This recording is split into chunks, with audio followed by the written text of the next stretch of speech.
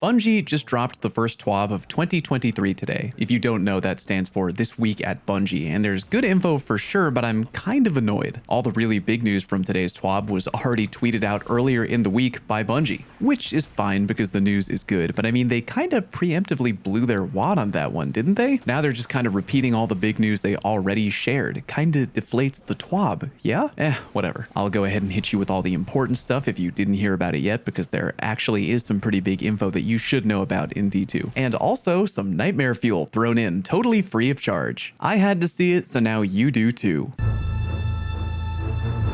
First up, Grandmaster Nightfalls. They're going to be back in the game on January 17th, aka this coming Tuesday. If you didn't hear, they're keeping GM Nightfalls tough, but they are lowering the bar to entry. Decreased the power level needed to enter by 25 down to 1580. They decreased the overall power level of GM activities by 10 to 1620, and all the enemies are at least 25 power above you is still going to be in effect. Meaning you can go into a GM Nightfall at 1580, but you're going to be at 40 power levels below the enemy if you do. 1595 power level is the maximum cap of how strong you can be in a GM Nightfall this season. More info coming in the future, but I think that is a terrific change. I don't think enough people in the community play Grandmaster Nightfalls in D2, and there's really good loot to be had. And it always very much annoyed me that you had to be a certain particular power level in order to even enter the activity. Good change for sure. If someone goes into the activity and gets their butt kicked, they at least know they have to grind more to get a little bit of a better power level, but there's no super strict entry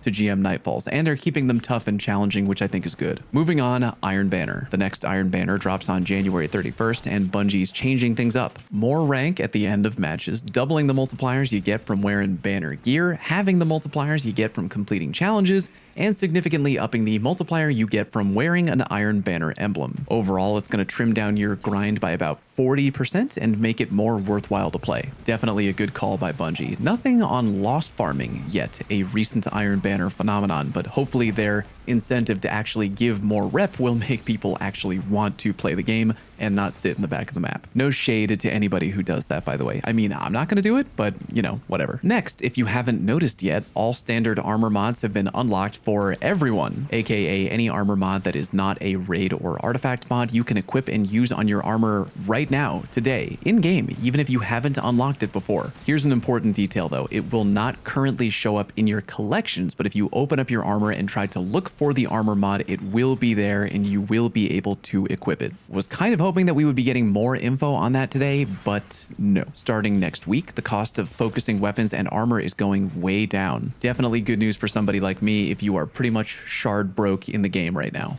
Adept weapon focus cost also going down. Same thing for glimmer cost on focusing regular ritual weapons. Reminder, first trials weekend of reduced weapon cost is next weekend, not this weekend. Moving on, Bungie decided it might be fun to give me nightmares for the foreseeable future. Mild spoiler warning, by the way, if you haven't progressed deep into the story of season 19 and want to keep kind of a helm related Easter egg off the radar until you experience it by yourself. Still here? Okay, cool. Bungie gives a little info on the robot dog Archangel, who you can get to appear at the helm by doing season 19 stuff. The concept art is actually really awesome, and I can only imagine they had a lot of fun designing the good boy, but man, is this what game dev is actually like behind the curtain? I don't know whether I want to laugh or cry. This is exactly like the time that I learned that the trains you ride in Fallout 3 are actually just NPCs wearing a hat who just run around really, really fast under the ground. Legit, couldn't ride the trains a while after that. Swear to God, every time I go now to the helm to pet the good boy, I literally won't be able to think of anything other than petting a hunched over naked pink man. Let me know if you want any Grandmaster Nightfall content from me this season down in the comment section. I already have the entire season 19 GM calendar totally mapped out, including loot